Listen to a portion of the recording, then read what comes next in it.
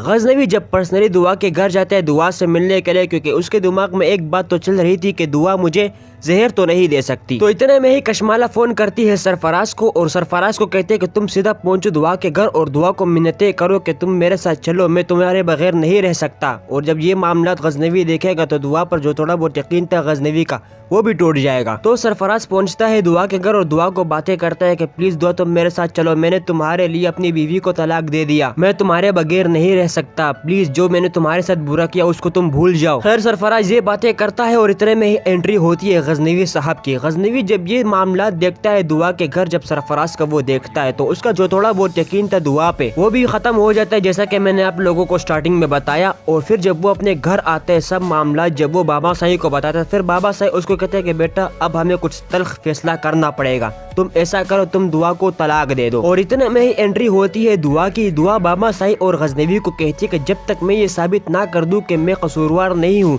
जहर मैंने नहीं दिया, तब तक आप मुझे तलाक नहीं दोगे, मुझे एक मौका तो दे, मैं साबित करूंगी कि मैं गुनहगार नहीं हूँ। चूँकि गजनवी दुआ से बहुत ज्यादा प्यार करता है तो वो एक मौका देता है दुआ को। बाद में फिर कशमाला गजनवी को बार बार यही कहती है कि वो आपकी जान की दुश्मन बनी हुई है और आप उसको चांस पे चांस दे रहे हो, आप उसको तलाक क्यों नहीं दे देते। तो ये बातें सुनकर फिर गजनवी को काफी ज्यादा गुस्सा आ जाता है और वो कहते हैं कि आप अपने मामलात में काम रखें, मेरे मामलात में आप दखल अंदाजी ना करें, जो मैं करूंगा वो मुझे करने दे और मेरे मामलात में बोलने की आपको कतई भी इजाजत मैं नहीं देता हूँ। फिर रात को होता कुछ हुए कि जो दुआ की बहन जो थी उसकी तबीयत काफी ज्यादा खराब हो जाती है। जब उसको हॉस्पिटल पहुंचाया जाता है तो उसका दूसरा बच्चा भी जाया हो जाता है, क्योंकि उससे पहले भी उसका एक बच्चा जाया हो गया था और सरफराज ने भी उससे तलाक दिया था, तो उसको काफी ज्यादा बड़ा सदमा लगा हुआ था और वो सबकी कसूरवार दुआ को ठहरा रही थी। वो कहते हैं जो भी आज मेरे साथ बुरा हो रहा है दुआ सिर्फ और सिर्फ तुम्हारी वजह से बुरा हो रहा है। तो जब दुआ की बहन की तबीयत थोड़ी बहुत ठीक होती है हॉस्पिटल में, फिर दुआ जाती है अंदर उससे मिलने के लिए और इतने में वो उसके साथ झगड़ा करने लगती है दुआ के साथ कि तुम चली जाओ यहाँ से, तुम और क्या चाहती हो हमसे। और इतने में उसकी सबसे छोटी बहन